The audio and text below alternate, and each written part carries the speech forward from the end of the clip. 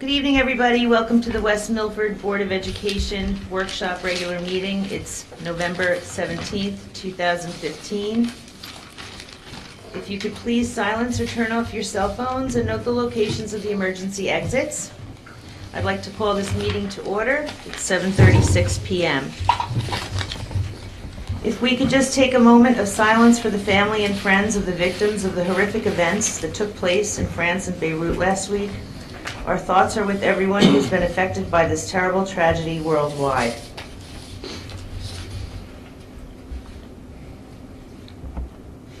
If we could please stand for the flag salute. I pledge allegiance to the flag of the United States of America and to the republic for which it stands, one nation, under God, indivisible, with liberty and justice for all.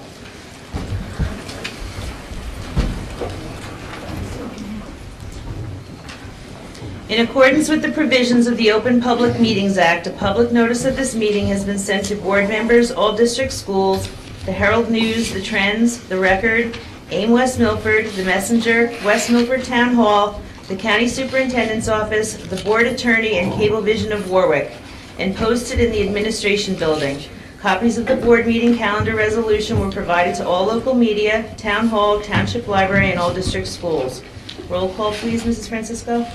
Mr. Babbitt. Here. Mr. Bailey. Here. Mr. Dever. Here. Mr. Drew. Here. Mr. Foodie. Here. Mrs. Kepi. Here. Mrs. O'Brien. Mr. Robbins. Here. Mrs. Schultz. Here.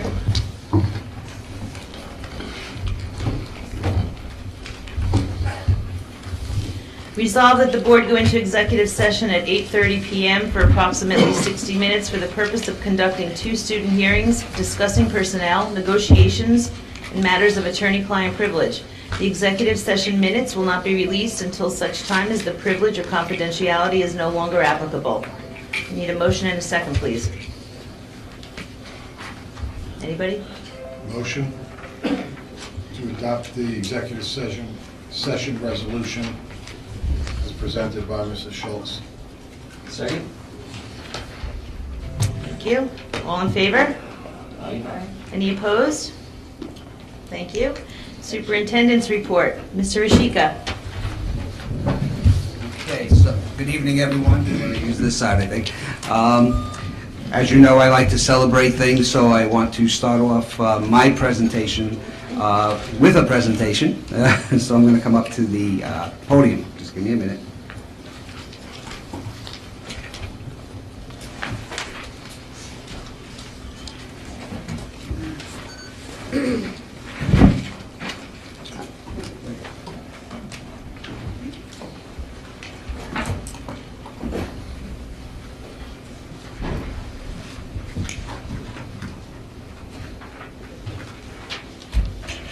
Okay, so, good evening, everyone. Thank you for attending, but I have some very good news this evening. We have an Eagle Scout in the audience, of course, from our high school, that I'm very proud of. I was unable to make the ceremony, but I'm happy to be here now to acknowledge you, and I know that Mr. Novak was there. So, Spencer, if you'd come up here a minute. I want to congratulate you, first of all. Okay. Spencer's project was making voting machines for our elementary schools. So I think at this point, they were in place before Election Day, I guess, yes. Right? So they were able to use them, and that's a very good thing. It gives them the experience of being citizens and having their rights and doing the right thing. So this is a plaque, first of all, coming from the high school, presented to Spencer Lars Scott, Troop 159. Congratulations on attaining the Eagle Scout Award. We are proud of your accomplishments. From the students and staff of West Milford Township High School, November 1st, 2015. That's one for you. Okay? You also have a frame certificate from your teachers and administrators and your friends over at Macapin Middle School. To Spencer Scott, congratulations on achieving highest Boy Scout Award with the Eagle Scouts, again, November 1st, 2015. And last but not least, another certificate. I'm gonna get you a frame. We'll get a frame, okay? This is from the Board of Education. Spencer Lars Scott has attained the recognition for the rank of Eagle Scout and is hereby awarded the Certificate of Honor from the West Milford Board of Education. So congratulations, we are very proud of you at this point. You are part of very many esteemed individuals throughout the country who are Eagle Scouts and doing wonderful things for many companies as well as in government and so on. So once again, congratulations. Thank you. At this time, Mr. Novak would like to say a few words as well. Can you hear me? Good. I just want to say congratulations. One of the things that moved me being at the Court of Honor, and I'm just going to quote Mrs. Scott. I've been in this meeting quite a few times talking about character education, and Mrs. Scott referred to character being what you do when no one is looking, and that really made a big impression on me because those are the things that we're teaching in the schools now, and really trying to share. So thank you for always exemplifying that and being that role model. The second part, as a father of 3 boys, I was just talking to you when we came in about the moving speeches that both little brother, and I forget his first name, is Nathan?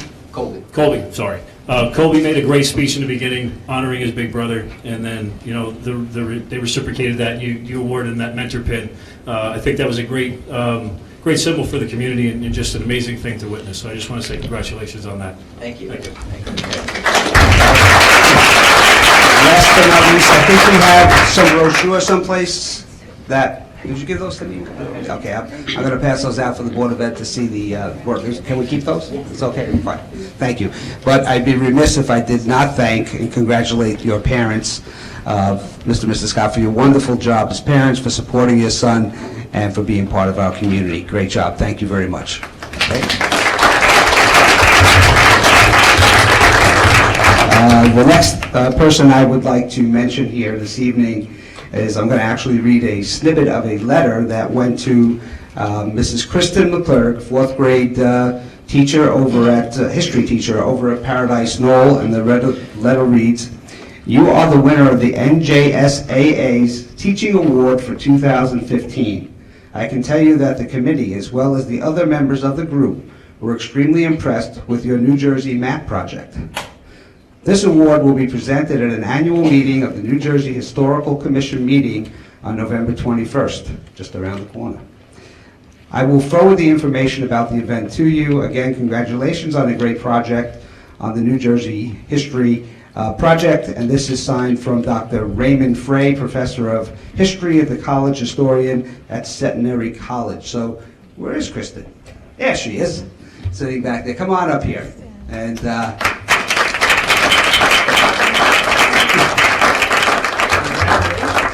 that's quite an honor, all right? So we're happy to see this, very proud of you for your accomplishments and working with our children and getting this award. But to back it up with some more pertinent information, I would like to invite Dr. Matlosh, your supervisor up here, who has a little bit more information about this than I do. So again, congratulations, and we're proud of you.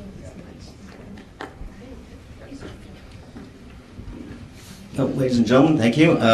So on behalf of the Department of History and Social Sciences, we are extremely proud of Kristen McClurg, 4th grade PK. Of course, I have to thank Jen Miller, the principal at PK as well, for continued support of the Social Studies program, of course, there as well. In terms of the New Jersey Studies Academic Alliance Award, what's really interesting about this award, if you look at her very good friend, Jackie Becker, who just 2 months ago won the New Jersey History Award through Gilbert Lerman, we now have another award here being signified through a social science aspect versus the history one. So the NJSAA actually was founded by the New Jersey Historical Commission back in 1992. And really their premise is to take teachers and any really contributors of New Jersey studies, New Jersey's history, really cultural events, and put it all together, sort of archive it. So believe it or not, Kristen McClurg's New Jersey Map Project actually will be in the archives of the New Jersey Historical Commission for years to come for teachers to, of course, utilize decades from now. So she sort of becomes part of history herself, if you want to really look at it that way. So again, thank you very much, Mr. Rashika, for the time here, and thank you, more importantly, to Kristen McClurg for a great honor, and of course, we're so proud of you. Congratulations. 2 distinguished guests here this evening. Very happy to have you here. I'm going to continue lots of things going on over the past few weeks and this week. This, is, of course, is American Education Week, so I know parents are visiting schools, talking to teachers, visiting classrooms, and so forth. So if you haven't done so already, please make yourself comfortable and visit your child's school. We welcome you. Please join us. Also, a couple of other things I want to mention, and I'm happy that Mrs. Miller is here. I went to a Veterans Day ceremony last week on Veterans Day that was very moving, probably one of the best ceremonies I've ever seen, any level from preschool on up to high school and college as well. And it was presented by Mrs. Miller along with Mrs. Cullen and the music teacher whose name escapes me at this moment, but many people were involved with this ceremony. But it was very, very moving to have relatives of our students and our teachers attend as veterans and be honored at that ceremony. When I came back to the office, I was really pumped up about it. The only thing I wish that we could have had was, it should have been televised. That's how good it was. So thank you, Mrs. Miller, and your entire staff for a wonderful job. Excellent. Excellent program. Also moving on, our band has had some outstanding activities go on this month, last few months I should say. Am I stealing your thunder, Matt? I forgot. I just don't want to go. I'm just going to say that the tattoo was this past weekend. I was there Saturday evening. It was very, very nice to see everyone who was there, and the bagpipes and drums groups that performed, the Clifton Band, our band, percussion ensemble. Just an exciting event. But I also want to point out the accomplishments of the band. First of all, during the course of the year, they took second place at Roxbury competition, first place at the Yamaha Cup at MetLife Stadium, first place in West Orange, first place in Randolph, first place at Mount Olive, and now first place at the New Jersey State Championships. So we are very proud of Dr. McLaughlin and all the other teachers and advisors that work with them, and most of all our student musicians who do an excellent job. This is an outstanding group of students and doing an outstanding job. So once again, give them a big hand. I know they're not here, but I think they deserve a big hand for that. And at this time, I am going to throw it over to our student liaison, Mr. Matt Ventrella. Good evening, Madam President, Mr. Rashika, members of the board. It is my pleasure this evening to deliver a report of student life for the month of November. This month has been an extremely busy one so far. It has been marked by the culmination of the fall sports seasons and by community involvement. It is amazing to say that the first quarter of the school year is already over, as marking period 2 began on Wednesday, November 11th. I want to take this time to applaud all of the West Milford athletes who received county and conference honors. In fact, I had originally planned to state their names, but realized that there are so many of them that in the interest of time, I would like to congratulate them collectively. Great job, Highlanders. A big congratulations to the Highlander Marching Band. They had a stellar season, and they made history by taking first place overall in their state division, along with winning the honor of Best Visual Performance. They then went on to compete at the national level in Allentown, Pennsylvania. And also a big thank you to all support of the band by coming out to the 16th annual band tattoo this past Saturday. The event was a huge success. I am pleased to report about some of the activities that West Milford students have participated in, both in our own community and in the greater community of our area. On Election Day, West Milford students were quite active in the political process. The AP government class conducted exit polling at Town Hall, and all students participated in a mock election conducted on the new Chromebooks. The Department of History and Social Sciences ran both of these events, which gave students a hands-on experience with some of the responsibilities of citizenship. On a similar note, the junior and senior class councils have had quite a busy month. They spent much time planning a volleyball tournament, which will take place on November 19th. The senior class council also had a very successful clothing sale, so much so that they are now running a second round and selling car magnets for $5 each. Please support the class of 2016. Student Council has also had a productive month. Our principal focus this month was planning Senior Choice Awards, which to take place in December, and this event is being run cooperatively with the Senior Class Council. On a separate note, I just wanted to say that I believe the Highlander community has put the chaos of the bomb threats behind us, and that the assembly regarding the bomb threats was well received by the student body.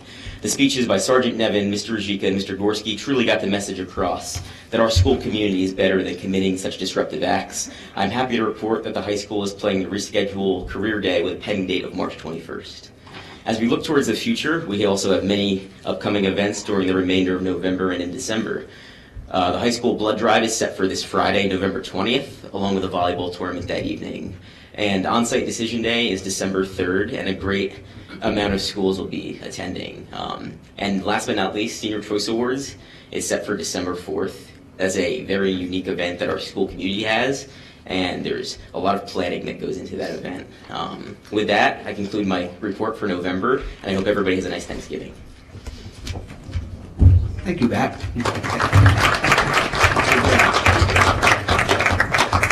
Before I turn the microphone over to Mr. Novak, I just want to emphasize the fact, I'm sure that you've heard my Honeywell message, you saw the newspaper articles. Again, we are inviting everyone out from the community to join us this Thursday evening. There are two meetings. The first one is geared toward middle school parents at Macapin and high school parents. Will take place at the high school at 6:30 in the all-purpose, not the all-purpose room, in the lower media center. So that will be the first hour, and we will have some things that we would like to share with you, and hopefully you have some information you want to share with us, whether it's good or bad. It's an informal forum for us to get on the same page, build up communication, and that's what it's all about. So we want to do the best we can. The second meeting is very important as well. That's at 7:30 in the auditorium. Mrs. Francisco and myself will be leading up the meeting for the bond referendum for the new roofs for both Macapin School and for the high school again. So that will take place in the auditorium. That's important information. That election will take place on December 8th, so we will be sharing all that information with you at that time, and hopefully have additional information available on the website, maybe Channel 77, or wherever else we can get it to go. So you are all invited. Please join us at that time, and if I don't get a chance later on, I want to wish everybody a happy Thanksgiving. That's coming up next week. And at this time, I turn it over to Mr. Novak. Thank you. Before I...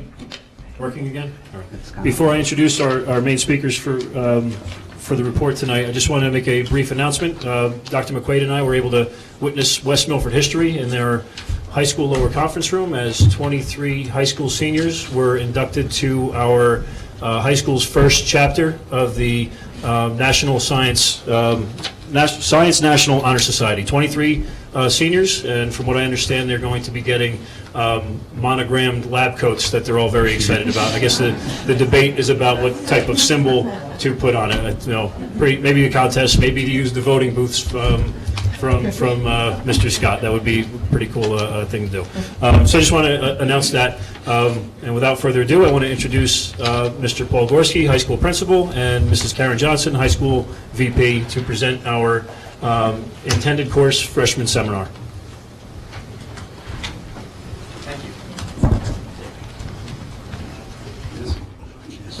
Is this one live too? Oh, okay, good. We have our sort of PowerPoint here. Good evening, everyone. Paul Gorski, high school principal. My esteemed colleague, Karen Johnson, who is speaking tonight with you in the capacity of academic assistant principal of West Milford High School. You know, as Matt Ventrella gives the student report each and every month, and as both Superintendent Rashika and Mr. Novak, the Director of Ed, talk about all of our programs across the district and at the high school level, academic programs, co- and extracurricular programs, character education, all the things that we are looking to do within the course of a just over 6-hour school day. It's a challenge, to say the least. It's a challenge. And so, you know, as we're looking to do more and more with our high school program, as we're looking to raise the bar to make our West Milford Highlanders competitive with their peers in surrounding schools and competitive for you know, college admissions and for successful career placements, we are looking for different ways to do that. And what we'd like to share with you this evening is a concept that we have for a seminar course. Actually, 2 seminar courses. One that would be for the freshman year and one that would be for the junior year. And what it will enable us to do, as Mrs. Johnson will speak a bit about in a minute, is track very closely the progress of our students, really ensure that they're on a very firm college and career path from the earliest times that they step foot in our high school, and really enable us to track that back even more consistently than we're able to do now, to really increase the level of service that we have for our students and to guide our outcomes much more closely. So I'm going to turn this over now to Ms. Johnson to speak a little bit about the particulars of the program, and of course entertain any of the questions that you have after the conclusion of our presentation. So, Ms. Johnson. Thank you. As Mr. Gorski said, our first goal is to increase our credit requirements, and the first step of that would be a required freshman seminar. The reason we need to increase our requirements is because we're at 120 credits at this point in time, which is the bare minimum state requirements. If you look at our peer group, there are 31 students in this peer group. We're in the bottom 10, which puts us in the bottom 33 and a third group of schools in terms of credit requirement. There are schools that, like Manasquan, that require up to 150. Now, that's not to say that some of our students don't achieve more and don't graduate with more credits, but they don't have to graduate with anything more than 120. If we were to increase our credit requirements by 5, that would bring us up into that group down below here with Mahwah, Raritan, South Brunswick, and Vernon Township. I highlighted Vernon Township because Vernon Township compares very favorably to us in terms of the length of their day, the minutes on instruction, their schedule, their population, and things like that. So they fit 125 credits into a schedule that is very similar to our own in our school. By getting ourselves into that 125 credit range, we're putting ourselves up to the 50% mark instead of being at the 33% mark. All right? So the other reason for us to do this is because when we look at the performance report by the state of New Jersey, we're doing well in academic achievement, meeting our targets. We're also meeting our targets when it comes to graduation and post-secondary goals, but we are falling far behind when it comes to college and career readiness. It's, as it says on the bottom, lagging performance is defined as going between the 20th and the 39th percentile, and we're at 20%. This is a drop. In the last year or so, we did drop. We are hoping that number will come back up, but it's still 50% below what the state is expecting. So we really, by adding this seminar, we would be able to work on that piece that our students seem to be lacking in. So the first thing we would do, our goal would be to have a freshman seminar introduced next September, and all freshmen coming in would have the increased graduation requirements. Then in their junior year, we would have prepared and have accepted by the board a junior seminar that would also be 2.5 credits. Those two courses would add the extra 5 credits that would be required of the incoming freshman. This would move us, like I said, into that 50th percentile. It would also promote engagement and success and focus for our freshmen right from the very beginning, as Mr. Gorski said earlier, and it would hit upon that college and career readiness. Oh, went backward. Okay, so this is not something that we just came up with off the top of our head. Scheduling meetings have been going on in the school. We've had a scheduling committee in the school for probably the past 4 years or so, where we've discussed different ways of scheduling our days so that students could take more academic courses. The way it is, if a student takes a lunch, they can only take 7 academic courses. We were hoping to bring in a schedule where they could take 8 academic courses and still get a lunch. However, near the end, 2 years ago we had a larger meeting with representatives. We're invited from all the different departments, and we talked about the scheduling and changing the schedule, and several people brought up the fact that we have a good number of students who don't take advantage of the opportunities that we already give them. 33% of our seniors either arrive late or leave early because they have a study built into their day in the morning and or the afternoon, and many of those seniors also have a lunch. So they're packing their early years so that they can go home early in their senior year, which means they're not taking advantage of what we want them to take with them to college. They're not taking those extra classes. They're saying, well, I've done my job, I'm leaving. So by increasing the requirements and changing that focus and giving them the freshman and junior seminar, we're hoping to give them more of a focus on their future right from the very beginning. All right? If you would just go back one.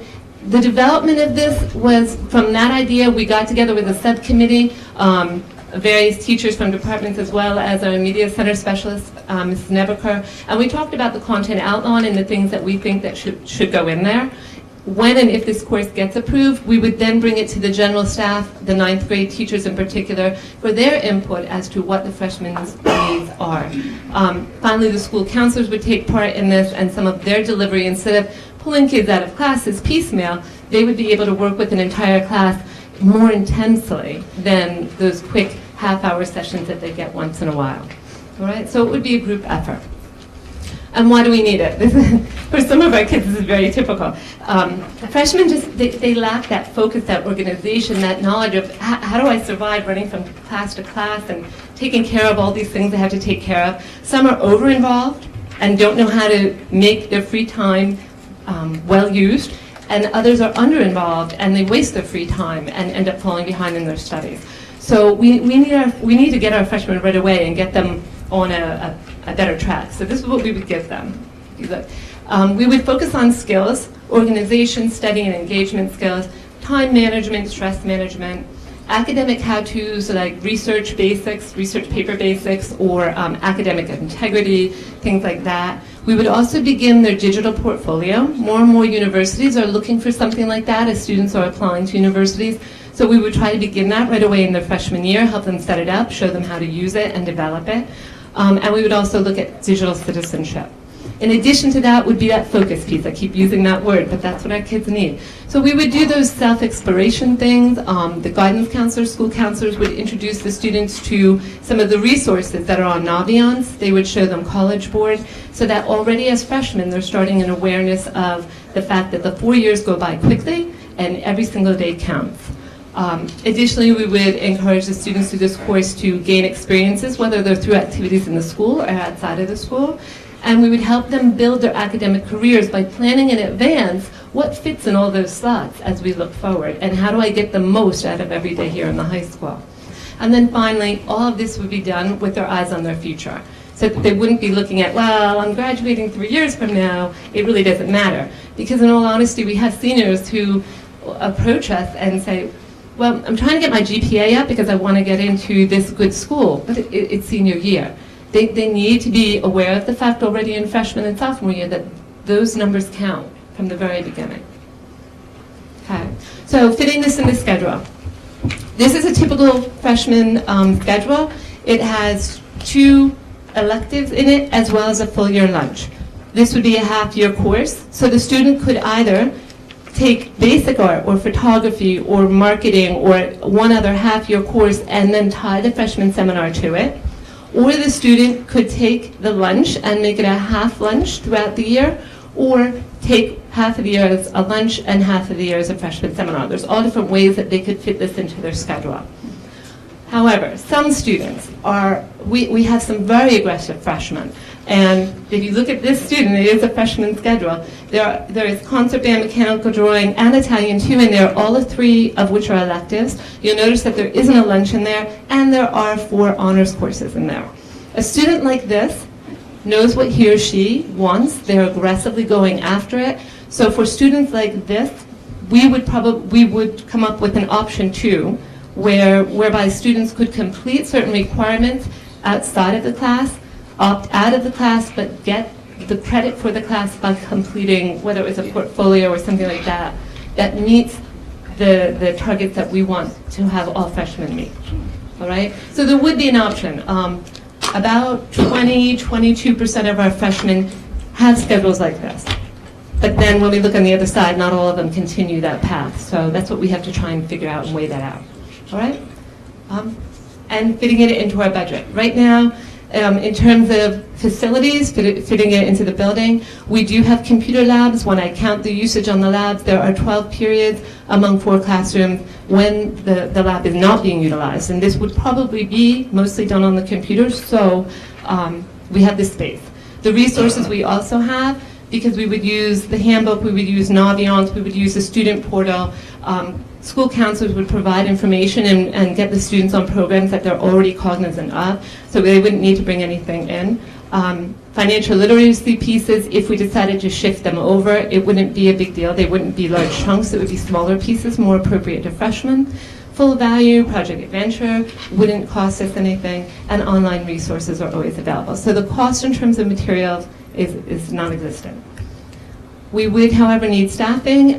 For next year's incoming class, we would need approximately 7 periods of staffing.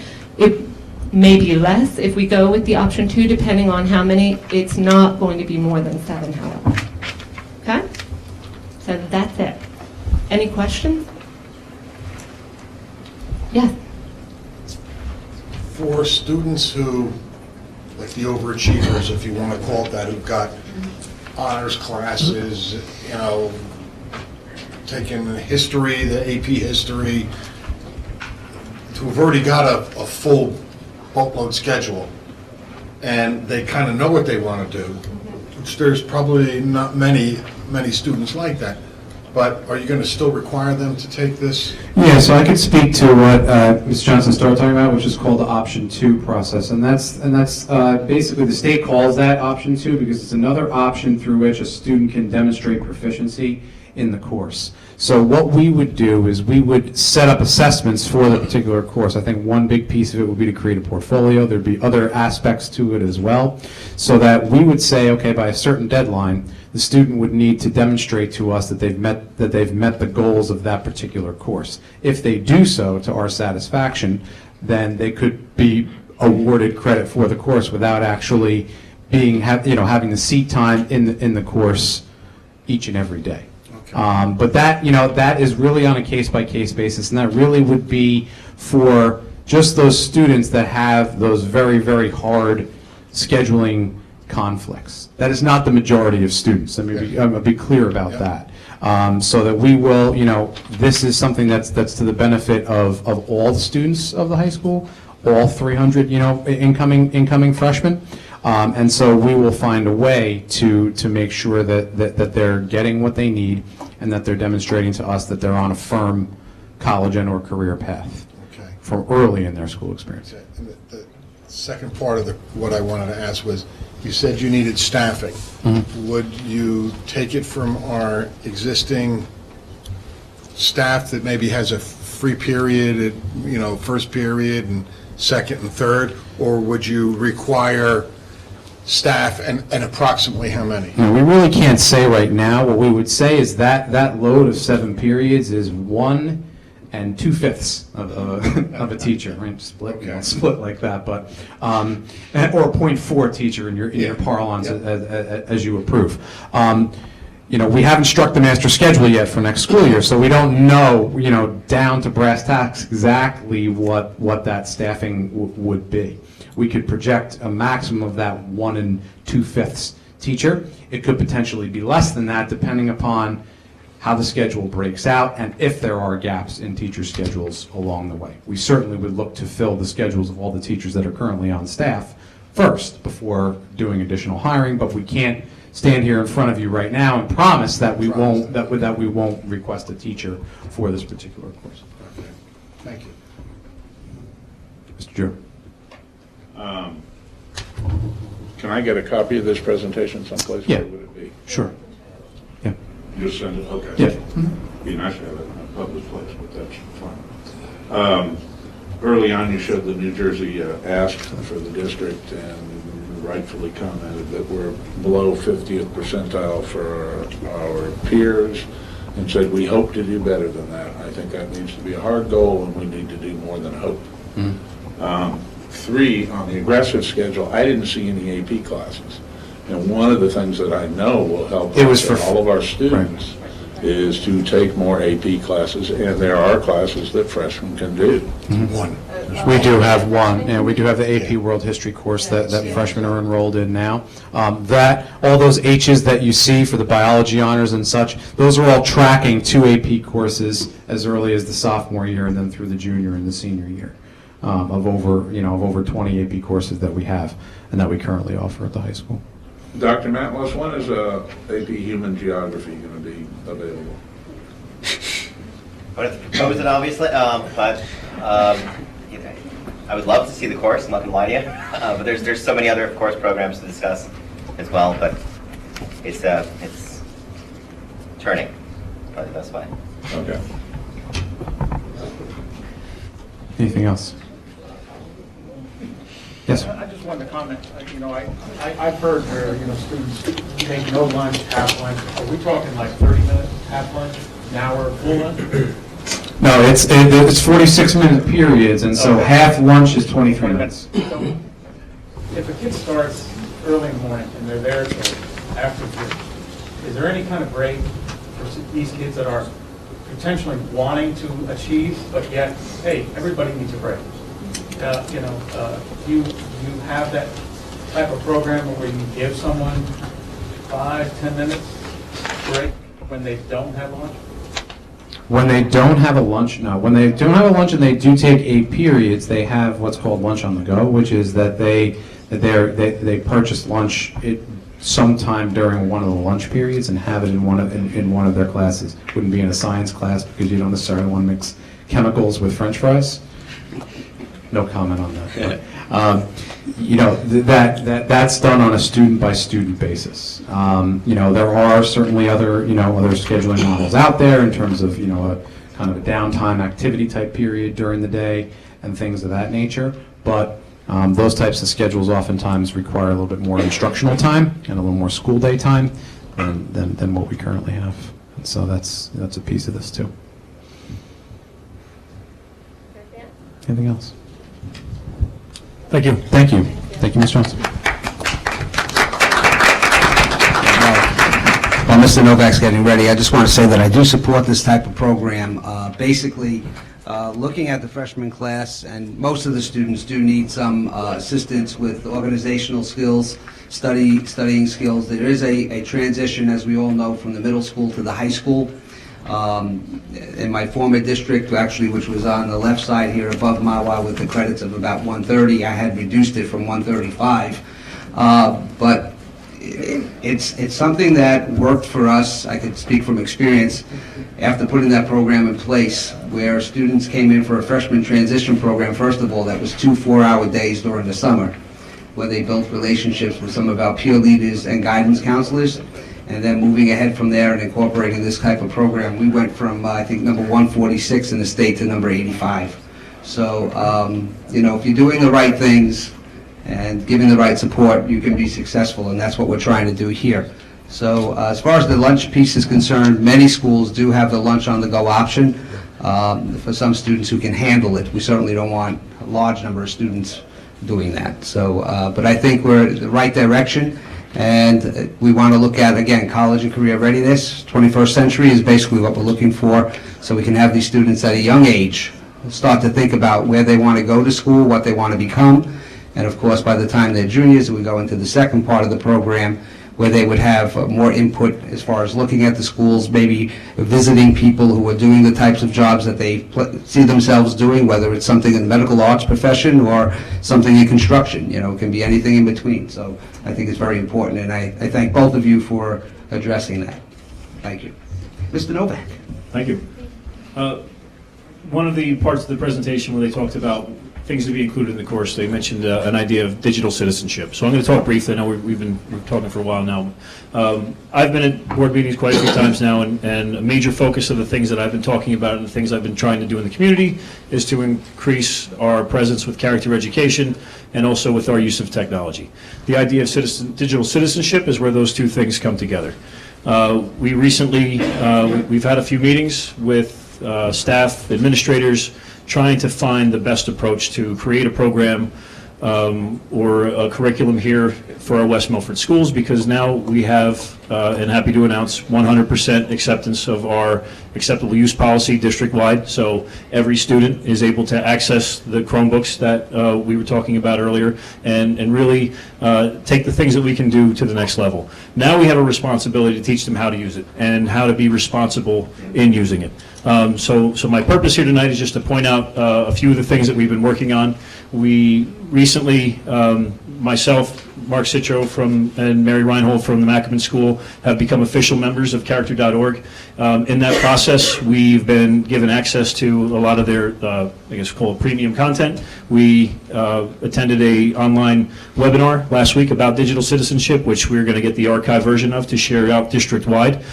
In that process, we've talked about the addition of a parent night to bring the community in to talk about digital citizenship. And not to go into the whole thing, I'm not going to steal thunder for our meeting. However, one of the major purposes of what we're teaching is the idea of what's called the digital footprint, and the idea of what a student does online stays with them forever in this day and age. And again, I'm going to quote Mrs. Scott from the Court of Honor speech. We talk about character is what you do when nobody's looking. Digital citizenship is what you do online when nobody's looking. So we have to make that connection from, if you wouldn't do something in the physical world, you shouldn't do things online. So we are going to be offering a parent series throughout the year. We are intending on having our first event in December. We don't have the actual date yet. We're still working on that with the committee that's going to be presenting it. But as soon as we have the date established, we'll present it. The other piece I want to talk about tonight, in Mr. Rashika's presentation, he talked that it is American Education Week. I made an attempt this week to try and organize all of our staff members and administrators and community members who are utilizing Twitter to organize it under one hashtag, which, as you can see in the top, WM8 West Milford American Education Week 2015, and we've had great success. So we just want to highlight, if you can access Twitter and search for that hashtag, you're going to get a glimpse into what's going on in all of our schools. And really, we just started this yesterday. We've already got 10, 15 posts of all the things that are going on. I just witnessed a great workshop hosted by the Westbrook PTA down in this multi-purpose room starting at 6:30, where they brought in a speaker, I am Corey, for character education, anti-bullying. So we were able to post that right away. And as you can see, as you scroll through, teachers are really embracing this and trying to give the community a glimpse into our schools, because we know you can't be there to see all these things for yourselves. So that's the purpose of doing this. And as we see that it's successful, we'll try to do this more often and advertise it so you can see those things. So like I said, go to Twitter and search that hashtag, and you'll be able to take it from there. And maybe I'll ask Mr. El Taib. I shared I didn't insinuate anything, but I shared a Twitter for Dummies link with my administration for those people who didn't really embrace or know how to use Twitter. So I will put that on we'll put that a link on the website. No insinuation. It just happens to be a really great resource for people who are unfamiliar with Twitter. So that's where it is, and we're just kind of scrolling through it now. So thank you. Okay, thank you, Mr. Novak. Where do we sign up for Twitter Extra Help and also Google Docs Extra Help? For guys with white hair.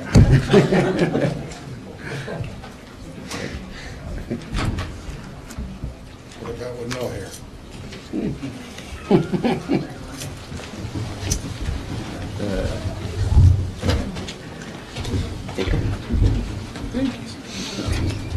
Thanks.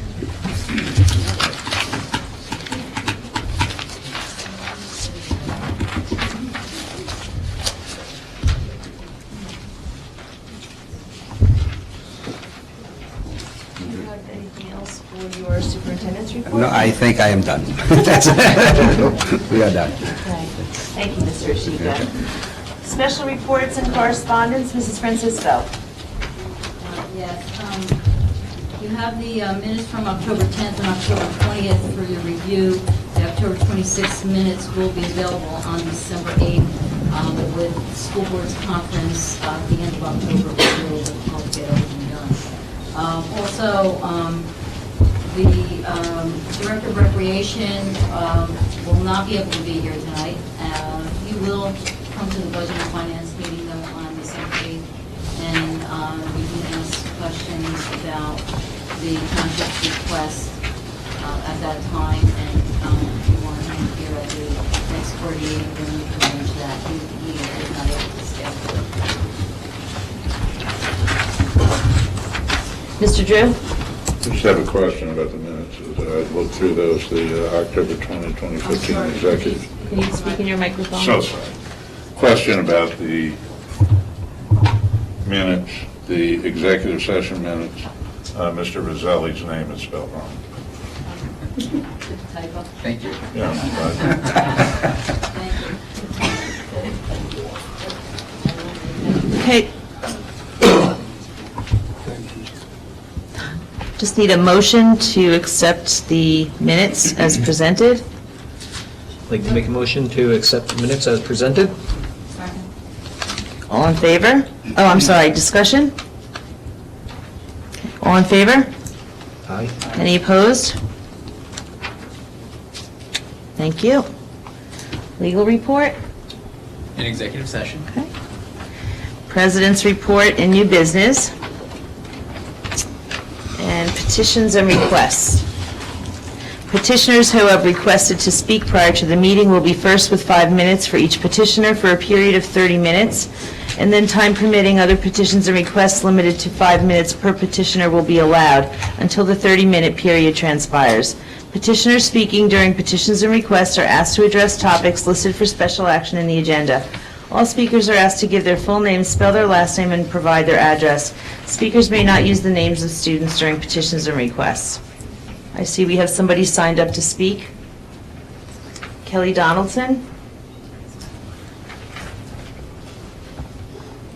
Hi. Hi, I'm Kelly Donaldson, Donaldson, and I live at 31 Carriage Lane in West Milford. I asked to speak tonight because as Matthew Ventrella had discussed in his summation of high school events, we really had a big issue with bomb threats at the high school level. While my children are at Westbrook, they're being impacted by that because of the evacuation protocol. I'm very concerned as a parent about the current protocol that's in place. They're taking the students from the high school and dividing them between Westbrook and Macoupin School. At the time of evacuation, they have no idea who called in that threat or if that's the first leg of a multi-step threat. So potentially, they're taking a person who could be disturbed and bringing them into another school system and now exposing other students to that person. As I look through the research and getting myself more familiar with how evacuations should be, are recommended to be handled, the recommendation was not to put students onto buses. It was actually to keep them away from parking lots and other transportation because of the potential for additional bombs to be in those places. So it definitely shouldn't be to take the students and carry them to other school districts or other school systems and now place additional students at risk. And I know that the vast majority of bomb threats are benign and they're just students being maybe disruptive for the sake of being disruptive. But even if it's 1% of those bomb threats are real, do we really want to expose additional children to that threat in our attempt to evacuate the school? So I'm just asking the board to really reevaluate our protocol and see what we can do differently to keep all of our students safe. I can say that we had meetings with our local police and also received some information. Mrs. Francisco was at a meeting with the state police department, and they're coming up with some new protocols that I don't want to get into yet, but we will look at those types. But what we're doing currently is pretty standard, and there are some other districts that have been hit even harder, unfortunately, but we have our concerns about that as well. I mean, there are some concerns. The thing that I can tell you is that we do not leave the building until police are on site, because there are multiple other things that can happen when students leave the building, and that wasn't around 20 years ago. Right. So it's a different time, and we're trying to make the adjustments. But thank you for your information. Thank you. Would anybody else like to come up and speak? Yes, sir.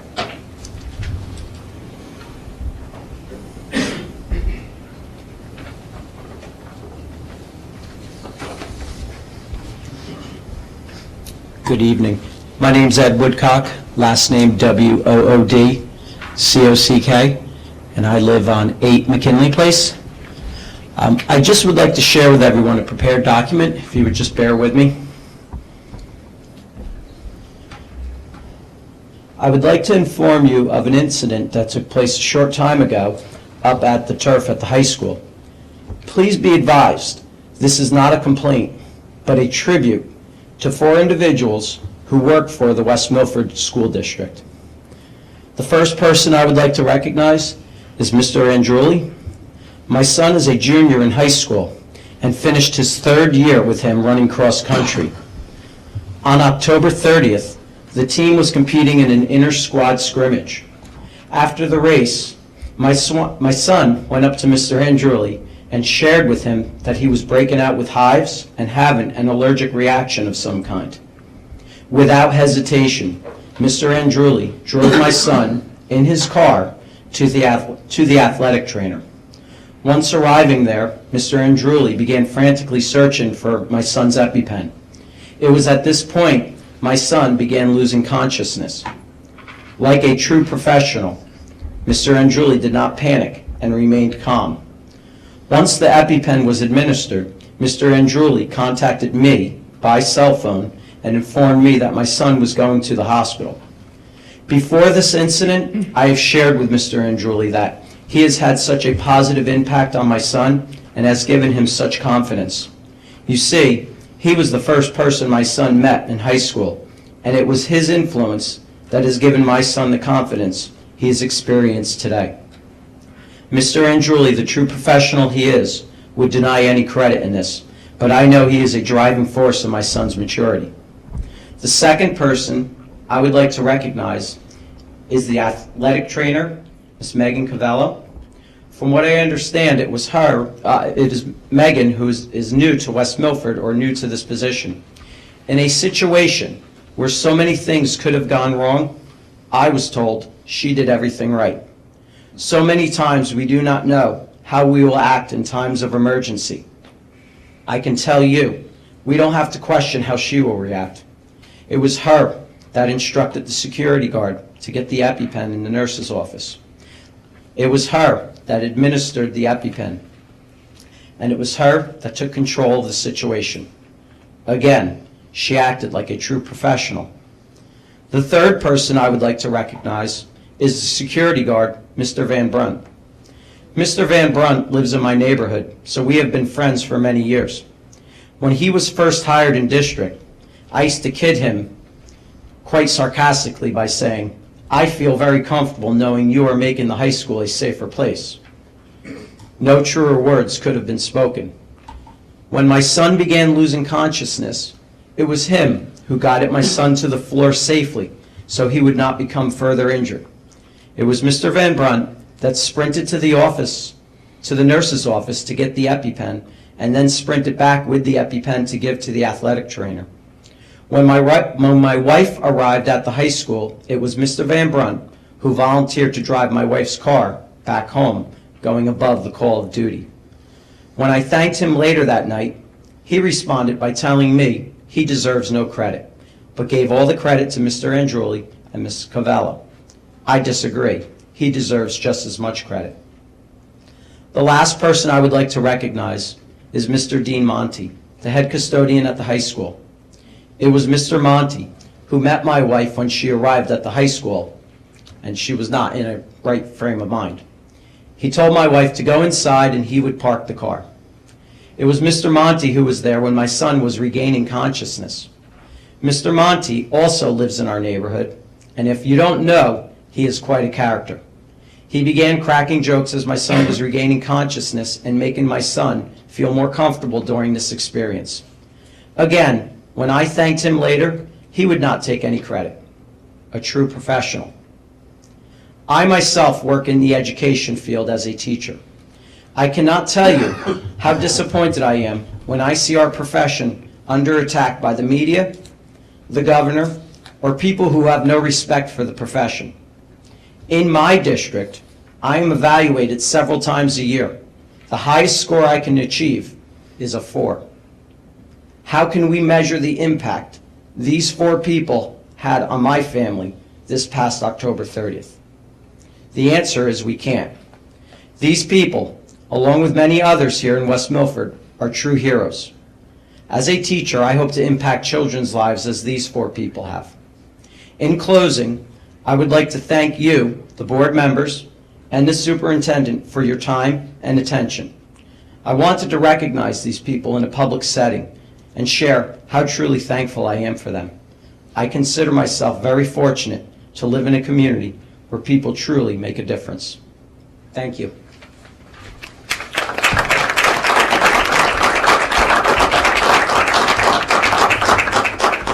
Thank you for sharing that information. Most importantly, I'm glad your son is okay and that our staff was there to help. Thanks again. Would anybody else like to come up and speak? Yes.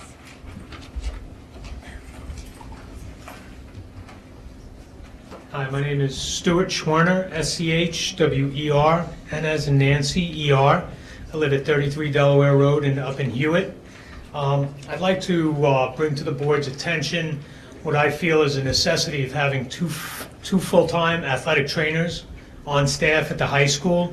I used to be the athletic trainer up at the high school, and I know the load that the athletic trainers face. I was here for 7 years. The person who replaced me did not make it a full 3 years into their position. So I think that addressing this issue now, we can stop churn of athletic trainers through the high school, have more continuity of care for the kids and the families going through. Many families have more than one child who go through the high school and play sports, so you have continuity of care and continuity of communication with those parents. I'm not sure everybody here knows what an athletic trainer does. Mr. Woodcock obviously just touched on a great experience with an athletic trainer. These are seen every day in high schools throughout New Jersey. But to give a brief synopsis of what an athletic trainer does on a daily basis in a high school, they coordinate a best practices approach towards health and well-being of the student athlete. They communicate with all the coaches, the team physicians, the parents, the athletic directors on many different levels on a student athlete's health and well-being on a daily basis. There's injury wellness, protection, clinical evaluation and diagnosis, immediate and emergency care, as we just heard, treatment and rehabilitation, and then, of course, the organizational and professional health and well-being. So there's a lot of record keeping that's involved as well to protect the district, the athletes, and everybody that's involved. Currently, we have one full-time athletic trainer on staff that services 29 varsity teams throughout the year. As far as a load is concerned on a daily basis, this athletic trainer has to take care of over 350 athletes every season. If you look at the fall season alone, you can go through the sports. Football, which has 3 levels. Field hockey has 3 levels. Boys soccer, 3 levels. Girls soccer, 3 levels. Gymnastics, volleyball, which I heard is coming in the fall. Cross country, cheerleading, and tennis. Both have 2 levels. When I was here, well, since I have been here, which is only 3 years ago, there have been, I believe, 4 full-time sports added to the platter of the athletic trainer. That's a large commitment you're asking one person to put into the health and well-being of the student athletes of this school. That's putting a lot on their platter on a daily basis. And that's why I feel, after seeing other schools throughout the state and ones that are comparable, much the way the high school principal and vice principal addressed, Vernon has 2 athletic trainers. Both Waynes have 2 athletic trainers. PCTI has 2 athletic trainers. Passaic, Kennedy, Eastside, Bergen County Tech, and Ridgewood all have 2 athletic trainers. They do not offer more sports or have more participants than we do. So I feel that we should be at least in the middle of the curve as opposed to the end of the curve when it comes to taking care of our student athletes. There are a few formulas out there that were studies done by the NATA, which is the National Athletic Trainers Association, which goes over a number of athletes, high-risk sports, and gives everybody a grade, and then comes up with a recommendation of athletic trainers for whatever this formula comes out in its equation. I don't know the exact numbers. I could speak with Mr. Trinacosta. I did know him when he was a coach here and I was the athletic trainer, to get the numbers with the board's permission, or I can give the formula to somebody on the board. You guys could figure it out. But I think we should adhere to the governing body of athletic training and try and figure out a better number than just one for 29 varsity teams, and looking at the fall level. So what I'm proposing is decreasing the risk and liability to the district, increasing the healthcare services to the student athlete, and trying to provide a peace of mind to the parents who send their kids to the high school and participate in high school sports. During my time here, and I know still today, the high school athletic trainer is responsible to travel with football. When the high school athletic trainer travels with football, we either have a substitute on site who was available, or if not, then there's not another athletic trainer on the site of this campus, which is pretty large with all the fields we have, to cover the sports that are still playing that are not football. The reason a high school athletic trainer travels with football is it's a catastrophic injury sport. But we also have other catastrophic injury sports that still go on while that athletic trainer is not here. I want to start the conversation of adding a second full-time athletic trainer. I know it's been requested in the past. I know Mr. Shanacosta has requested it the past 3 years. I know Mr. Gillen requested it while I was the athletic trainer here as well.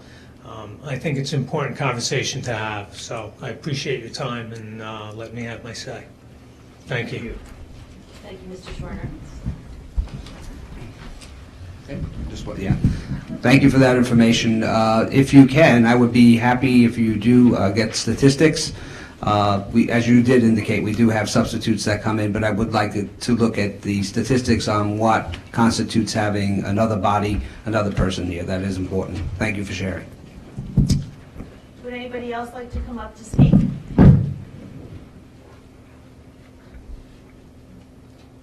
Hello, come on up, please, sir. Thank you. William Seidowitz, 694 Lakeshore Drive. This August, I had published in the AIM and Messenger my platform of Tour to Restore of our district's assets. Then in an online comment, it was said that this was already being done by the business administrator, and someone voted down the request of transferring $750,000 to the capital reserve account based on a surplus nearly equal to the raising of the school tax levy. This isn't necessarily a bad thing with aging infrastructure. However, the trend looks to me as if the board is trying to scramble instead of providing better stewardship through preparation. Now, you're trying to get approval for a bond that may get turned down, and if rejected, then what? Your request for $8 million now needs to be provided funds from a budget that didn't prepare for the past 20 years to replace roofs. So let's be optimistic and say that the proposal passes. Is it fair to say that not a single penny will be put toward replacing the roofs in the future?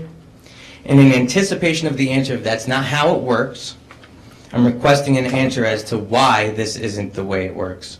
And the reply of "it's complicated" is simply a dismissal of a responsible idea of how to change how business is currently being done. First things first, you need to update the long-range facilities plan, even if for the sole purposes of coming up with new estimated project dates and an update of what has been accomplished. This document that's mandated by law serves no purpose without updating it, and it hasn't been updated since its creation in 2005. Do you expect the public to read through the minutes within the past 10 years to see if any of these projects have been followed up on? This document said that the high school roof was to be replaced in 2008. My suggestion for the Tour to Restore is easy. Money gets set aside for a facilities audit. It was published just today that Belleville School District has done this using a Wayne architectural firm. It can be done. And with the information that is compiled, wouldn't it be fiscally responsible to this and future boards to have a comprehensive list of assets, the current age of the asset, the expected useful life of the asset, the cost to repair or replace the asset, and the amount of money that should be set aside annually to replace the asset? Wouldn't that have benefited the roofs of Macapin, Westbrook, and the high school? A facilities audit will change how this district conducts business. It will provide outlook into the most detailed of energy and infrastructure needs. Do what's right, and please, start the process of planning and preparing for the future. You are the stewards. Be fiscally responsible with the township's assets. Don't wait for chance to determine if you have the funds for a project or not. Thank you.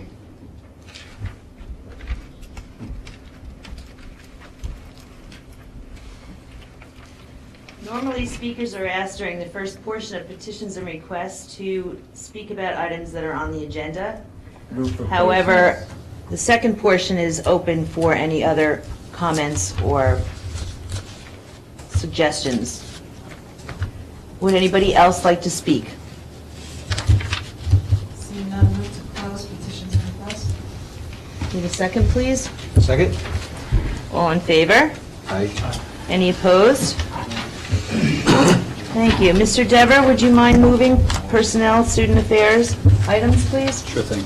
Thank you. I'd like to make a motion to approve the following agenda items 1 through 32. Oh, excuse me, Mr. Dever.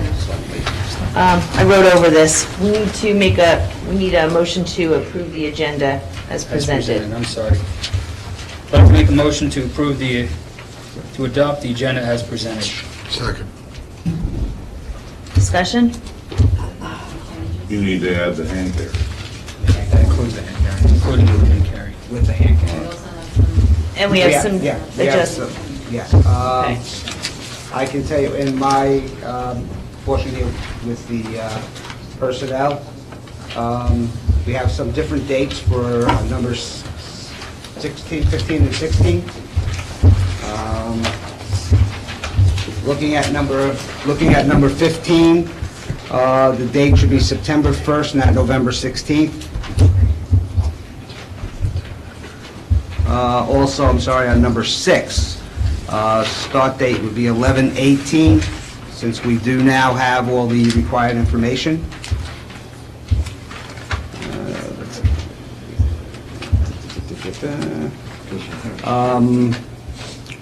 Also, number 24, we're going to pull that. There was an oversight that was already addressed in the past.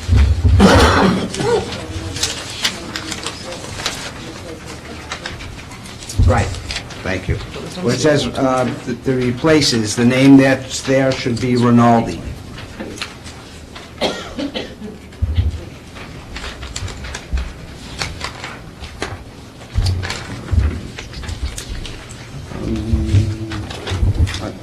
Then you want to go on to the others as well, or? Yeah, 24 is going to be pulled. That was done already. Yes. I would like to pull number 15 under Budget and Finance. Okay, well, you're a little ahead of me there. Okay. All right, so we're going through... All right, sorry. Sorry. Personnel, student, that's good. Pull 24.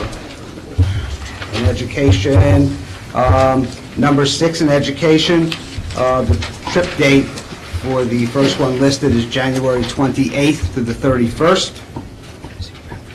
And the second one for the West Milford cheerleaders will take place February 25th to the 28th. The budget and finance for building number 7. Mike, please.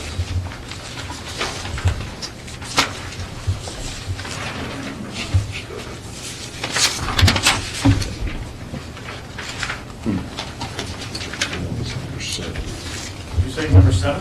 Number 7.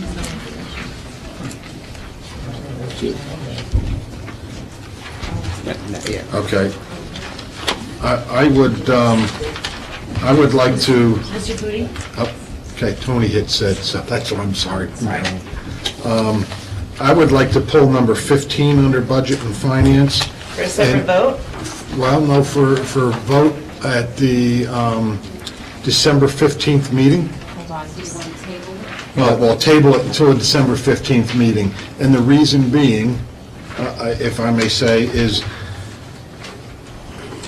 this is for the structural analysis at the Macapan and high school roofs in order for us to do solar project, okay? If the bond issue isn't approved, I don't want to waste $20,000 on something we might not be doing. So I'd rather wait till that bond issue, we vote on it, than go ahead with something. I don't want to just jump the gun and spend $20,000, although I do want to spend it after the bond is approved. Okay, that's a decision for the superintendent. Yeah. But otherwise, once the motion is adopted, you can make a motion to table the I make a motion to table it. Well, it's not adopted yet. Okay. So unless the superintendent wants to pull it now, he can. Otherwise, once the whole resolution, the whole agenda is adopted, then you can make the motion. Okay, you're right. Thank you, Joe. What? Shouldn't that be in for discussion? Well, you're still talking about adopting the agenda. Right. It would be up for discussion, but right now, the superintendent has the ability to pull any resolution on the agenda. If he wants to do that now, that's fine. If he wants to leave it on, that's also up to him, and then it could be a motion to table until the next meeting, which would be correct. Okay. If you want me to give you my opinion here, I would say, at this point, I think with the election taking place on the 8th, I don't think we're going to be moving too quickly to get this done by the 15th, so if we wanted to hold it to the 15th, I really don't have a problem with it. So do you want to withdraw this We can administrative? withdraw it, yeah. Okay. Then it's done. There's no 15. As well as there's no ramification from the architect, I don't think there would be anything just postponing a date, all right? No. Any other changes to the agenda? Okay, so Mr. Dever, continue with your, We didn't take a motion again? to make the motion, yes, with the amendment, yes, I'd like to thank make a you. motion to adopt the agenda with the amended items as presented. Second. Thank you. Discussion. Okay, all in favor? Aye. Any opposed? Okay. Mr. Dever, would you mind moving the items under Personnel, Student Affairs, please? Sure. Thank you. I'd like to make a motion to approve the following agenda items under Personnel Student Affairs 1 through 23, 25 through 32. 25, 32. 25. So everything except 24. 25 through 32. Need a second? Second. Discussion. Mr. Foodie?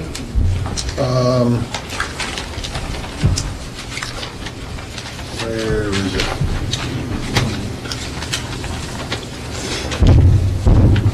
Number 6, do we have an effective date for that person to be hired? The 18th, which is tomorrow. He could actually start tomorrow because we're approving him. We have all his documentation came in, so we usually stay until we receive it, and it happened quickly, so we do have it. Is this person related to a current employee? Not that I'm aware of. No. Don't know? No. Okay. Any other discussion? Seeing none, roll call, please. Mrs. Keppen? Yes. Mr. Robbins? Yes. Mr. Dever? Yes. Mr. Drew? Yes. Mr. Foodie? No on 6, yes on everything else.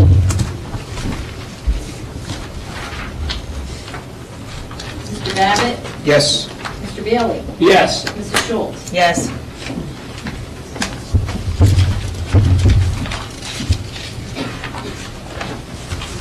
Want me to continue with the hand care? Yes, please. On the hand care, I'd like to make a motion to approve the following agenda items 33 through 36 under Personnel Student Affairs. Need a second? Second. Discussion. Seeing none, roll call, please. Mr. Babbitt? Mr. Bailey? Yes. Mr. Foodie? Yes.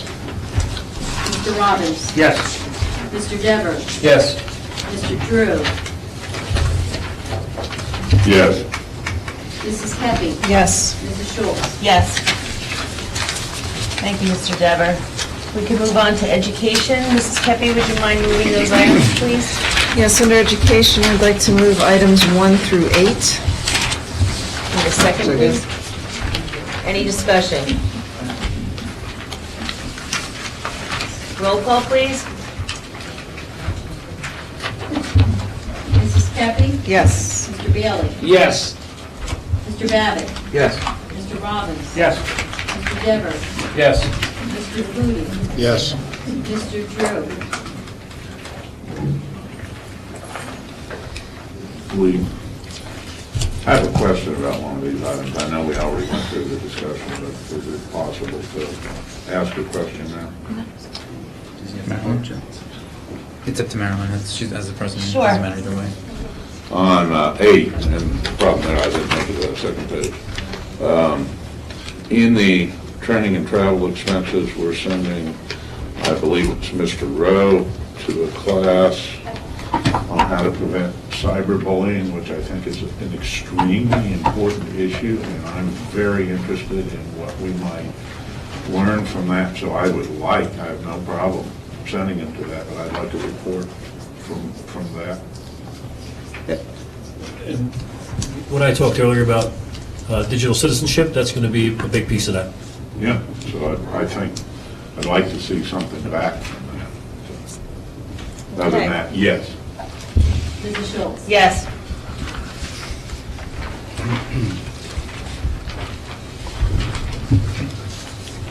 Okay. Budget and Finance, Mr. Bailey. Thank you, Move Mrs. items Kennedy. 1 through 6, please. Second. Discussion. Roll call? Mr. Babbitt? Yes. Mr. Dever? Yes. Mr. Drew? Yes. Mr. Foodie? Yes. Mrs. Kepi? Yes. Mr. Robbins? Yes. Mr. Bailey? Yes. Mrs. Schultz? Yes. 7 is out. Yes. I'd like to move item number 8 under Budget and Finance, please. Second. Discussion. Mr. Drew? There were two things in there I had questions about. One, there was an item, it seemed like it was about $2,000, called missing money claim from WMEA. What is that? Every once in a while, we check the state of New Jersey to see if there's any accounts that were entitled to money. And okay. so we got the money back, and part of that money was for the WMEA. Outstanding. There was several items related to auto maintenance, so on and so forth. One of them, I believe for a bus, was $4,800 for fuel pump repair. The school pump repair? Barbara, I could explain that. What is, I can't even hear them. It's from Fairfield Maintenance. It's Oh, not it's for for school fuel bus, pumps. that's for fuel pumps that they discharge fuel from. Yeah, the fuel pump. Ah, great, because I just can't imagine spending that much on a fuel pump in a vehicle. Okay, very good. Thank you for answering both of my questions. Any other discussion, questions? Thank you. Roll call, please. Mr. Bailey? Yes. Mr. Robbins? Yes. Mr. Dever? Yes.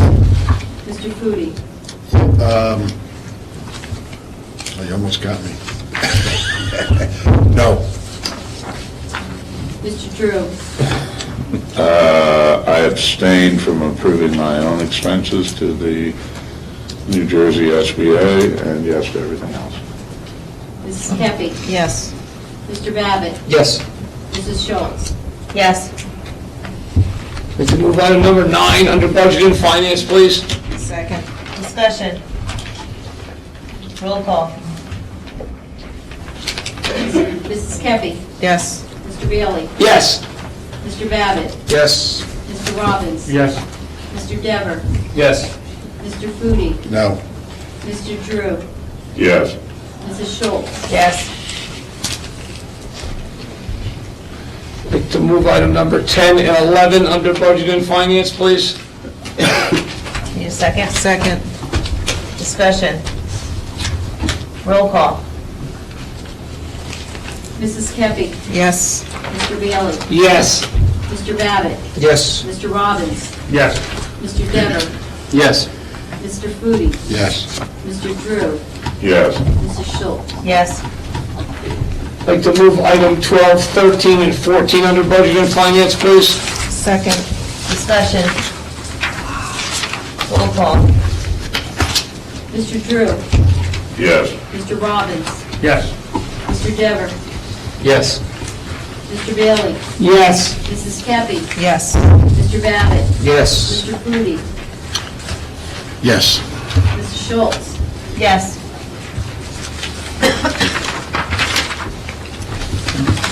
Thank you, Mr. Bailey. We'll move on to special committees, liaison reports, Parks and Recreation, Mr. Robbins. I can just mention, since this meeting's a little bit premature for the rec meeting, it's being held this Thursday at 7:30 at Hillcrest. So, everyone's certainly invited to come and listen. I think one of the topics that they're ongoing is talking about the 4th of July celebration for next year. Is that the same That's all I night as our have. forum on the roof referendum? Okay, thank you. Safety, Mr. Foodie. Nothing to report. I believe Mr. Rashika confirmed his meeting is next month, right? Yeah, I believe it's the 3rd. but I'm not gonna That's- yeah. schedule it. Thank you. Mrs. Kepi, Superintendent's Roundtable. We have a meeting this Thursday. Passaic County School Boards Association, Mrs. O'Brien's not here, but I did email everybody copies that we received. Mr. Drew and I attended the Passaic County, it was actually the Essex County, Passaic County joint monthly meeting. And there were governmental relations updates, which I emailed to everybody. And along with that, there are upcoming meetings of special interest, which are on November 18th, November 23rd, and November 30th, as well as November 17th. I can also email them to you, but they can also be found on the New Jersey School Boards Association website. And with that, New Jersey School Boards Association, Mr. Foodie. Mr. Penny is going to be having a meeting at the Brownstone, and Mr. Roselli will be the guest speaker there. Unfortunately, I think it's this Thursday, and it interferes with that. No, it's Monday. It's a It's Monday, November Monday. 23rd. Why? I don't know why. All right, then, report on that next month. Thank you. Legislative, Mr. Drew. 5 items that seem to me to be of interest. An item passed by both houses of the legislature and signed by the governor requires training programs for school bus drivers and school bus aides on interacting with students with special needs, and requires development and use of student information results. So we're going to have to do some training, but it's probably, I think, helpful to make sure that our school bus drivers are aware when they have special needs students and that they're trained to deal with that. That's in one of the items that I emailed to you Yes. and the other board members. Second one, prohibits withholding of state school aid based on student participation rates on state assessments. So no matter how we do with the testing, we cannot have funds withheld by an act of the legislature signed by the governor. Another bill authorizes the provision of additional state aid to the Atlantic City School District, which isn't really of all that much interest to us, other than that they've somehow convinced the legislature to give them more money, which is less available for everybody else. Fourth, there's a bill passed both houses, signed by the governor, requires installation of carbon monoxide detectors in certain structures, and so we'll probably have to review that, but I think that's a really good idea. I've known people who are either killed or seriously injured. It's odorless, you don't know when there's a problem, and next thing somebody is seriously hurt, so I think it's relatively cheap. And then the fifth one, which is just, I don't believe I'll comment on, requires facilities providing services to persons with developmental disabilities and schools to adopt policies permitting the administration of medical marijuana to qualifying patients. Okay, thank you, Mr. Drew. Technology oversight. Mrs. Kepi. Everybody on their agenda had a the Technology Committee minutes. There were quite a few things there. Mr. Novak touched on quite a number of things tonight as well. Next month, we're going to have a technology plan review and have more to report then. Thank you. West Milford Education Foundation, does anybody have anything? We had a meeting last night regarding the grants, and the grants have been decided upon. They will be released tomorrow. There were 23 grants that applied, and we were able to grant 18 of them. So that list will be released tomorrow. Thank you. Also, tomorrow is the Ed Foundation sponsored Pajama Day for grades K through 8. Just want to throw it out there. Not the high For school. the millions of people watching at home. Pajama Day tomorrow, K through 8. Nice. Although I've heard they've done a pajama day at the high school before, so I think we'd like to add that in the future. Maybe once I'm done. Township Board of Ed Joint Committee, Mr. Dever? Nothing to report this time. Okay, before I move on, it is 9:02. Okay? Yeah. Okay. Well, maybe not, if you want to extend it. Does somebody want to make a motion to extend? Motion to extend executive session till 9:15. Second. All in favor? Aye. Any opposed? Let's try not to go too late because there are students.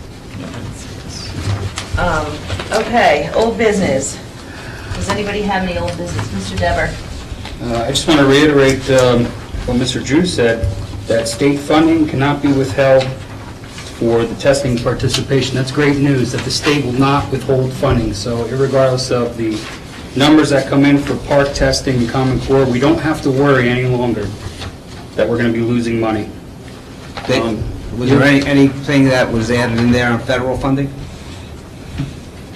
I was just bringing up the state funding for this Yeah, point. okay. It's one little piece at a time. For federals, they're not going to withhold either. They're not. Nobody's going to. Any other old business? On item 15, for the cost of the $20,000 for the architect, I just wanted to commend Mr. Fruity for suggesting to pull that for a later vote, table that for a later vote, so we don't waste money. Appreciate that. Any other old business?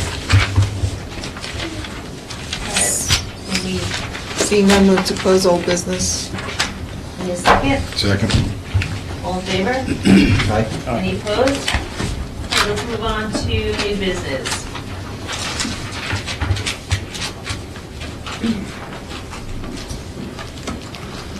Mr. Robbins, would you like to move new business? Yeah, I'd like to move to close new business. There's an item on the agenda. Oh, is it? I would like to move that. Well, that was quick. Was that quick? Sorry. New business. Make a motion to approve items 1 and 2. I need a second, please. Second. Any discussion? Mr. Drew? Item number 2. Yes.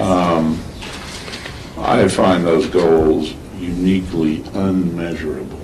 So I certainly support the goals, but there's absolutely no way to determine whether we are accomplishing those goals, whether we have accomplished those goals, whether we're making progress towards those goals. So I simply can't vote for them. For all three under number 2? Do you see any of them that can be measured? Mm-hmm. Were you at the goal attending workshop? Yes, I was.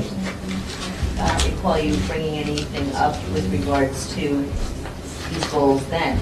Making them measurable, yes, I brought that up several times, and the facilitator just charged right on it.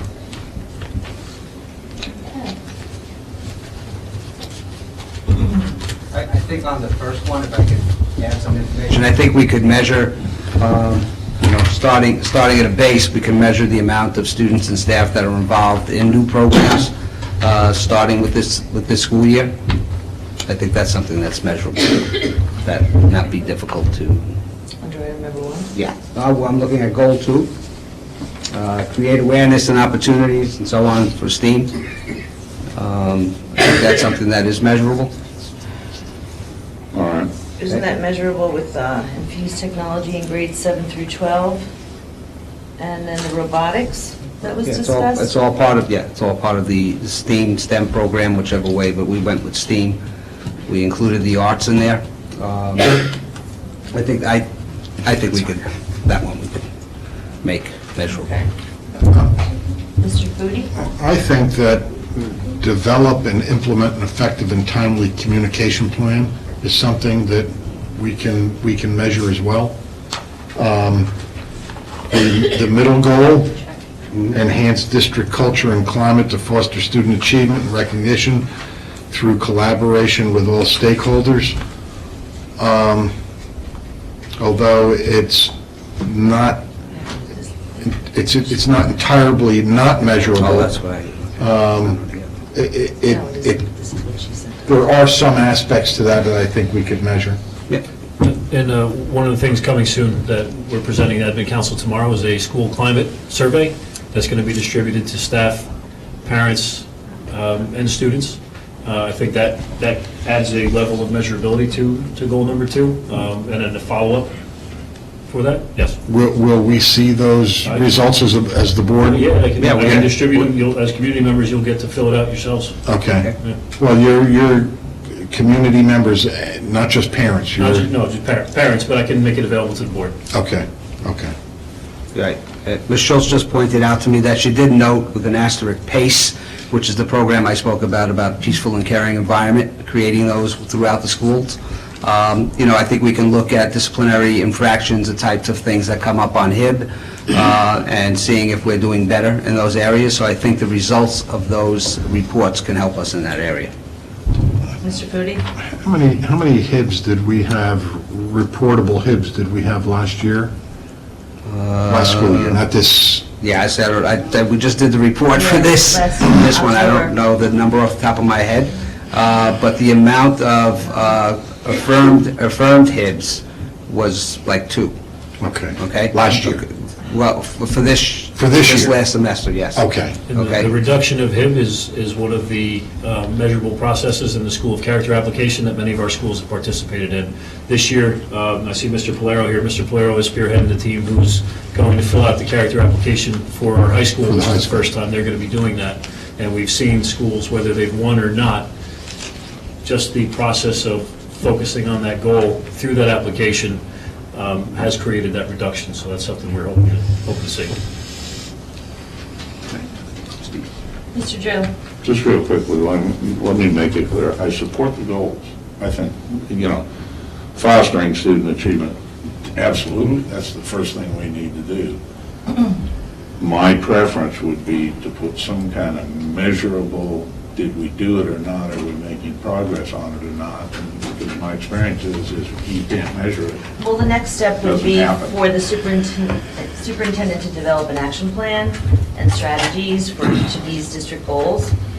So that's something that we can review once those are actually Then developed. why don't we amend this to say that the superintendent... Because the process would be, once the board approves Approves it. them, then the next step is for a Right, plan go to be ahead. implemented by our superintendent so that they are measurable. Mr. Dever?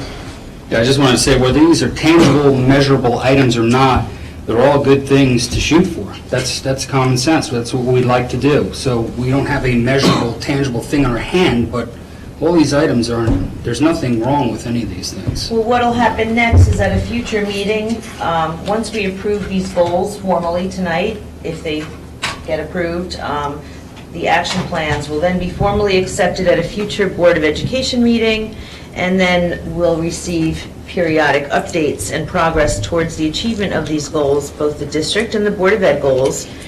And then we'll also complete the evaluation process calendar, and then the final step will be evaluating the superintendent on progress towards the achievement of these district goals. Yes, Mr. Puig?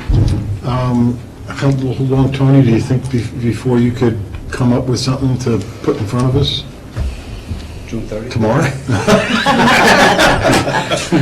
I would say, if we're going to move ahead with this, then I would hope to have something by January. Okay. January, the latest at this point, I think Okay. is fair. Okay? By 2025, we'll have something on the table. Anybody else? Roll call, please. Mrs. Kepi? Yes. Mr. Bailey? Yes. Mr. Babbitt? Yes. Mr. Robbins? Yes. Mr. Dever? Yes. Mr. Foodie? Yes. Mr. Drew? Subject to, I expect to see a plan, yes. Mrs. Schultz? Yes. Okay, any other new business? Mr. Drew? Obviously, we recognize the outstanding performance by the band. I went to the football team's playoff game, and, they lost, but they had an absolutely outstanding season. It's pretty clear they just ran into a kid that they hadn't seen a runner like that before, but there were a lot of signs of that team has come together. They've made the playoffs 2 years in a row, and I would like to commend them on an outstanding season. Thank you, Mr. Drew. Any other comments, discussion, new business? Mrs. Kepi? Yes, an issue I'd like to bring up is with PK, and I have spoken to Tony and Barbara about this. Voting over there, you get used to it and you don't question it, but one of the problems is that the school is open, completely open to the public. And when I was there on voter day, the security guard happened to need a break, and he walked away right as school was opening. And, children are coming in, and it's an open way. Normally the schools are completely locked and shut down, and nobody can get in. But voter days are a problem over there, and it's very nerve-wracking for staff, and particularly Mrs. Miller. And I think we need to address with the town moving the voter location from that school. A lot of districts were closed on that day when people were voting. PK is the only school in the district that we actually go into and vote. But it really should be considered being put someplace else so that the student safety is not an issue. Mr. Foodie? I think that she brings up a good point. If the kids are there during the day, during voting, that should be, there's a firehouse right down the road. And we should be able to transfer that over to the firehouse relatively easily. I don't know what the protocol is Protocol we're changing. This year, it might have to be registered. Yes, yep. I vaguely remember a conversation a number of years ago, and the reasons why they use the school as opposed to the firehouse. Is there something with accessibility, or, I don't remember what it was, but I know that there's a reason why they use the school. It's a tough driveway, and it's At the firehouse. very narrow getting in and out. You park the in back, firehouse? and then it's. At the firehouse, okay. I was thinking as you said it. Yeah, because I know there's one down there, I just never got Yeah, back it'd be a in. tight squeeze. Is there a way that we can look into this? I could approach the town clerk about it, that there might be a way we can change the location to something where they can just walk into a door and, the voting booth would be right there and they could leave. So I'd have to check. That sounds good. What do you guys think, Mr. Drew? I think I'd rather provide adequate security. I hate to be contrary, but I remember as a kid that elections were held in the school, and it's one of the lessons in citizenship to see people come in and do their civic duty, and the kinds of people who take the time to go vote, to think about the issues. I think mostly are adults who care about their country and their society. And I just think it's I remember that. I remember seeing adults come in to vote right there in the main lobby. It was, maybe this is part of the reason why we have such low turnout, if we're hiding the voting process. Well, we do have voters ed within the schools, but It's a good point. I understand about the safety it's a of the different kids. day than when you went to school, unfortunately, with all these things that have been going on lately. Mrs. Well, Pepe? you also lose the library. You lose use of your computer rooms in the library for the day as well to the students. So, you know, you take from them.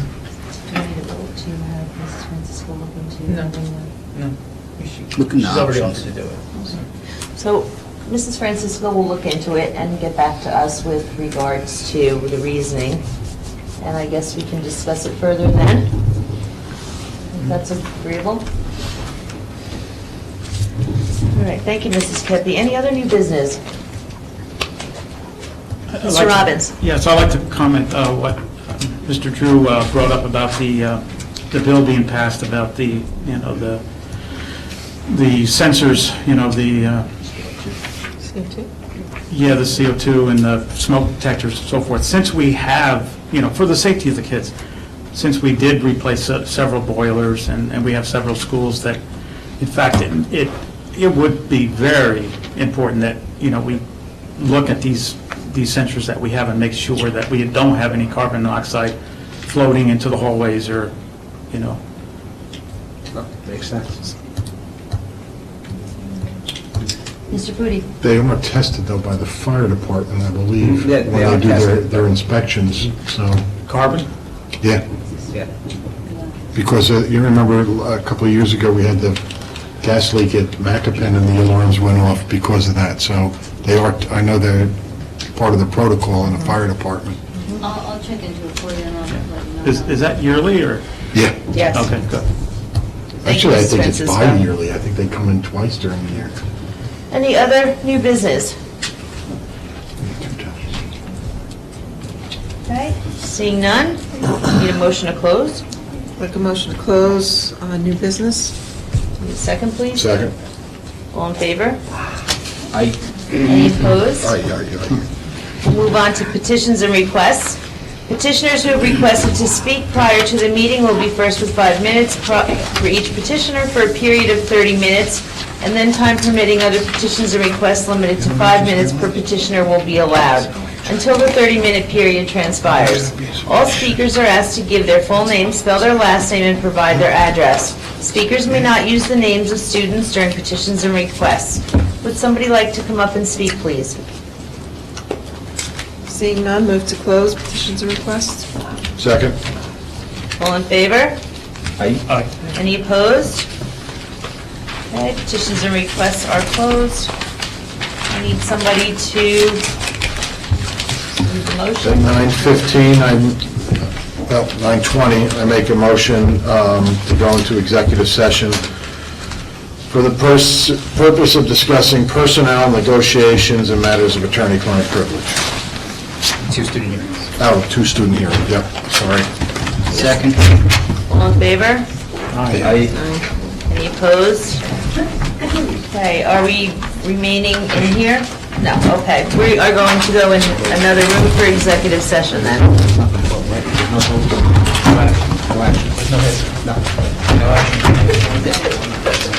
Oh, so there's no action taken? No action taken.